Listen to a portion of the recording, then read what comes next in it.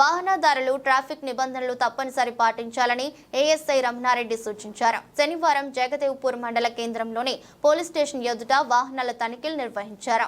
వాహనాలకు సరైన పత్రాలు, లైసెన్స్ లేని వారికి జరిమానాలు విధించారు. ఈ సందర్భంగా ఆయన మాట్లాడుతూ వాహనాలు నడిపే ప్రతి ఒక్కరూ డ్రైవింగ్ లైసెన్స్ తో పాటు పేపర్స్ కలిగి ఉండాలని, ద్విచక్ర వాహనాలు హెల్మెట్ ధరించి వాహనాలు నడపాలన్నారు.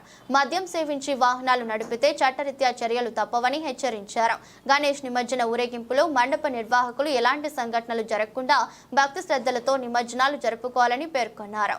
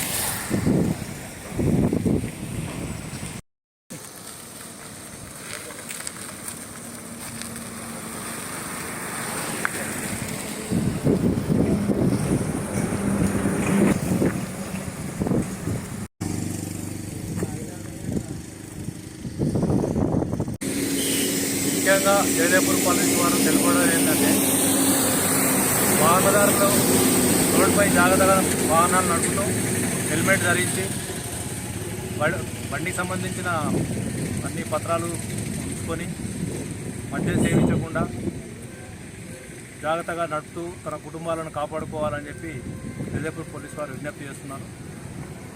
ఇంకా మరియు ఈ గణేష్ నిమజ్జనాల సందర్భంగా డీజేలో ఎలాంటి పర్మిషన్ ఉండదు. పోలీస్ వారి తరఫు నుంచి డీజేలు ఎవరు పెట్టకుండా భక్తి శ్రద్ధలతోటి వినాయక చవితి నిమజ్జనాలు జరుపుకోవాలని చెప్పి ప్రజలకు విజ్ఞప్తి చేస్తున్నాం.